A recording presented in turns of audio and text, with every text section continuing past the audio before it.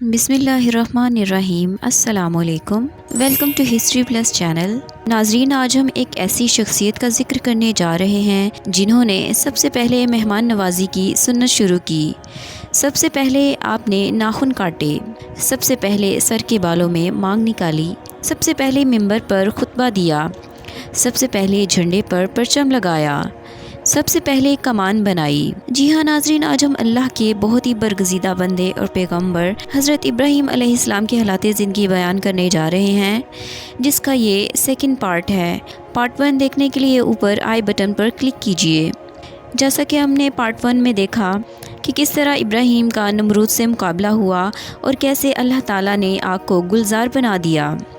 آج ہم حضرت ابراہیم علیہ السلام کی ہجرت سے لے کر بعد میں ہونے والے واقعات کے بارے میں ڈسکس کریں گے۔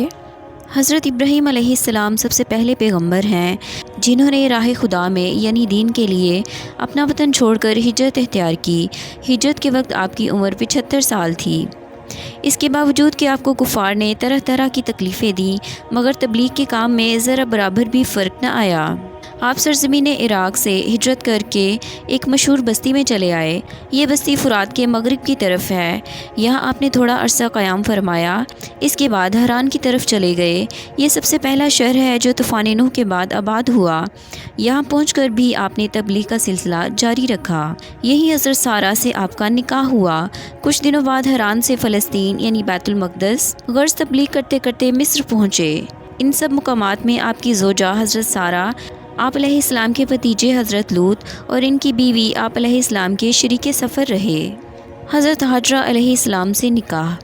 چونکہ حضرت سارہ اولاد سے مایوس ہو چکی تھیں، اسی وجہ سے ابراہیم علیہ السلام کو بی بی حاجرہ سے نکاح کی ترغیب دی تھی اور آپ نے انہی کی ترغیب سے نکاح بھی کیا تھا۔ تھوڑے عرصے بعد حضرت حاجرہ کے بیٹا پیدا ہوا۔ فرشتہ کی بشارت کے مطابق اس کا نام اسماعیل رکھا گیا۔ حضرت ابراہیم علیہ السلام کا امتحان۔ حضرت ابراہیم علیہ السلام اپنے بیٹے سے بہت محبت کرتے تھے اور یہ محبت سارہ کو شاق گزری۔ انہوں نے حضرت ابراہیم علیہ السلام سے یہ مطالبہ کر دیا کہ حاجرہ علیہ السلام اور اسماعیل علیہ السلام کو میرے پاس سے کسی ایسی جگہ چھوڑ آئیں جس سے یہ مجھے نظر نہ آئیں۔ سارہ کا یہ مطالبہ آپ پر بڑا گراں گزرا۔ چنانچہ آپ حکم خداوندی ملتے ہی اس قافلہ کو لے کر سرزمین مکہ کے لکودک جنگل و بیابان میں پہنچ گئے۔ چشمہ زمزم کا ظہور۔ ابراہیم خلیل اللہ خدا کے حکم سے حضرت اسماعیل علیہ السلام کو شیر خوارگی کی حالت میں اور ان کی والدہ حاجرہ کو چٹیل میدان میں چھوڑ کر چلے آئے۔ کھجوریں اور پانی جو حضرت ابراہیم علیہ السلام دے کر آ رہے تھے وہ بھی ختم ہو گیا۔ اللہ تعالیٰ نے اسماعیل کی تشنگی اور حاجرہ کی بے تابی دیکھ کر زمزم کا چشمہ فیض جاری کر دیا۔ قبیلہ جرہم کا ایک قافلہ ادھر سے گزرا تو حیرت انگیز چشمہ دیکھ کر حضرت حاجرہ کی اجازت سے وہی مقیم ہو گیا۔ حضرت اسماعیل علیہ السلام جب جوان ہوئے تو اسی قبیلہ میں ان کی شادی ہو گئی۔ اس طرح جہاں آج مکہ آباد ہے، ایک بستی آباد ہو گئی۔ حضرت ابراہیم علیہ السلام گاہے بگاہے ملک شام سے تشریف لایا کرتے تھے اور اس شہر اور شہر کے باشندوں کے لیے دعا فرماتے۔ اسماعیل علیہ السلام کی قربانی کا مطالبہ۔ ایک شب خواب میں دیکھا کہ آپ سے مطالبہ ہو رہا ہے کہ اپنے اکلوتے بیٹے اسماعیل علیہ السلام کو اللہ کی راہ میں قربان کرو۔ نبی کا خواب عام انسانوں کی طرح نہیں بلکہ وحی کے حکم میں ہوتا ہے۔ جس رات یہ خواب نظر آیا وہ 8 ذی الحج کی رات تھی۔ 9 ذی الحج کے دن آپ کی 8 ذی الحج والی کیفیت نہ تھی بلکہ آپ کو اطمینان ہو گیا تھا۔ اس وجہ سے 9 ذی الحج کو یوم عرفہ یعنی معرفت کا دن کہتے ہیں، کیونکہ آپ سمجھ گئے تھے کہ واقعی مجھے اسماعیل کو قربان کرنے کا حکم ہو رہا ہے۔ 10 ذی الحج کی شب میں پھر وہی خواب نظر آیا۔ اس کے بعد 10 ذی الحج کا تمام دن خواب کے حکم کی تعمیل میں صرف ہوا، اس لیے اس یوم کو یوم النحر یعنی قربانی کا دن کہتے ہیں۔ آپ نے اپنے اس خواب کا حضرت اسماعیل علیہ السلام سے تذکرہ کیا تاکہ وہ بھی سوچ سمجھ کر جواب دیں۔ اسماعیل علیہ السلام نے ابا جان سے جب یہ خواب سنا تو ہنسی خوشی سے مؤدبانہ انداز میں جواب دیا، جیسے کہ قرآن پاک میں ارشاد ہے۔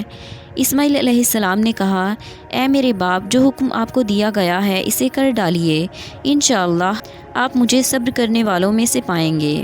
مفسرین نے لکھا ہے کہ اس وقت حضرت اسماعیل علیہ السلام کی عمر 13 سال تھی اور بعض مفسرین نے فرمایا کہ آپ بالغ ہو چکے تھے۔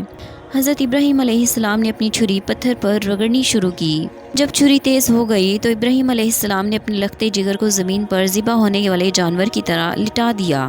بعض حضرات نے یہ بھی لکھا ہے کہ حضرت ابراہیم علیہ السلام نے زمین پر لیٹے ہوئے بیٹے کے حلق پر چھری چلائی اور ایک دفعہ نہیں کئی دفعہ چلائی، مگر اسماعیل علیہ السلام کا ایک بال بھی نہ کٹا۔ بعض حضرات نے یہ بھی کہا ہے کہ حضرت اسماعیل علیہ السلام کو ذبح کرنے کے لیے نہ لٹایا گیا، نہ چھری چلائی گئی، اور یہ نوبت آنے سے پہلے ہی جنت سے مینڈھا آ گیا۔ واللہ اعلم۔ حضرت ابراہیم علیہ السلام کی قربانی مقبول ہوئی۔ قبولیت کی خوشخبری قرآن پاک میں ان الفاظ میں سنائی گئی: پھر جب دونوں باپ بیٹے حکم کی بجا آوری پر تیار ہو گئے اور باپ نے بیٹے کو پیشانی کے بل گرا دیا، اور ہم نے ابراہیم کو یہ کہہ کر پکارا: اے ابراہیم علیہ السلام، تو نے خواب پوری طرح سچ کر دکھایا، ہم نیکوکاروں کو یوں ہی صلہ دیا کرتے ہیں۔ حضرت اسماعیل علیہ السلام حکم خداوندی پر عمل کر کے اپنا کام مکمل کر چکے تو جنت سے ان کی جان کے بدلے میں مینڈھا بیچ کر قربانی کرائی، اور اس کا بدلہ دیا ہم نے ایک جانور ذبح کرنے کے واسطے بڑا۔ تعمیر بیت اللہ کا حکم۔ قرآن پاک میں ارشاد ہے: بے شک سب سے پہلا گھر جو لوگوں کے لیے خدا کی عبادت کے لیے بنایا گیا وہ یہی مکان کعبۃ اللہ ہے۔ حضرت ابراہیم خلیل اللہ کو بیت اللہ کی تعمیر کا حکم ہوا تو آپ فلسطین سے مکہ معظمہ تشریف لائے۔ بخاری شریف کی روایت ہے کہ جب آپ مکہ پہنچے تو اس وقت اسماعیل علیہ السلام زمزم کے قریب ایک درخت کے نیچے بیٹھے تیر بنا رہے تھے۔ اس کے بعد ابراہیم علیہ السلام نے فرمایا: بیٹا اسماعیل، اللہ تعالیٰ نے مجھے ایک کام کا حکم دیا ہے۔ بیٹے نے جواب دیا: جس طرح آپ کے رب نے حکم دیا ہے کیجیے۔ اس کے بعد دونوں نے مل کر بیت اللہ کی بنیادیں بلند کیں۔ اسماعیل علیہ السلام پتھر لاتے اور ابراہیم علیہ السلام ان کو لگاتے جاتے تھے، یہاں تک کہ جب تعمیر اونچی ہو گئی تو مقام ابراہیم والا پتھر لائے اور لا کر رکھ دیا۔ حضرت ابراہیم علیہ السلام اس پر کھڑے ہوئے بیت اللہ کی تعمیر کرتے جاتے اور اسماعیل علیہ السلام پتھر دیتے جاتے، اور دونوں کی زبان پر یہ کلمات جاری تھے: ربنا تقبل منا، اے ہمارے پروردگار ہماری خدمت قبول فرما لے، تو سننے والا اور جاننے والا ہے۔ جس پتھر پر کھڑے ہو کر ابراہیم علیہ السلام نے بیت اللہ شریف کی تعمیر کی تھی وہ پتھر آج تک موجود ہے، جس پر حضرت خلیل اللہ کے قدموں کے نشانات موجود ہیں۔ اس پتھر میں اللہ تعالیٰ نے یہ وصف رکھا تھا کہ دیوار اونچی ہونے کے ساتھ ساتھ حسب ضرورت یہ بھی اونچا ہوتا جاتا تھا، اسی کو مقام ابراہیم کہتے ہیں۔ حضرت ابراہیم علیہ السلام کو اعلان حج کا حکم۔ حضرت ابراہیم علیہ السلام جب تعمیر بیت اللہ سے فارغ ہوئے تو بارگاہ خداوندی میں عرض کیا: خدایا، اب میرے لیے کیا حکم ہے؟ حکم ہوا اب آپ حج کا اعلان کر دیں۔ چنانچہ ابراہیم علیہ السلام نے حکم خداوندی ملتے ہی جبل ابی قبیس یعنی پہاڑ کی چوٹی سے اعلان کیا۔ حدیث میں ہے کہ جس نے اس آواز پر خواہ وہ پیدا ہو چکا تھا یا عالم ارواح میں تھا اس وقت لبیک کہا وہ حج ضرور کرتا ہے، جس نے 2 مرتبہ لبیک کہا وہ 2 مرتبہ حج کرتا ہے۔ تو یہ تھے ناظرین حضرت ابراہیم علیہ السلام کے مختصر حالات زندگی۔ امید ہے آج کی ویڈیو آپ کو پسند آئی ہوگی اور آپ نے حضرت ابراہیم علیہ السلام کی زندگی کے بارے میں کافی کچھ جانا ہوگا۔ آج کی ویڈیو میں اگر آپ کو کچھ انفارمیٹیو ملا تو اس کو شیئر ضرور کیجیے گا، کیونکہ اچھی بات پھیلانا صدقہ جاریہ ہے۔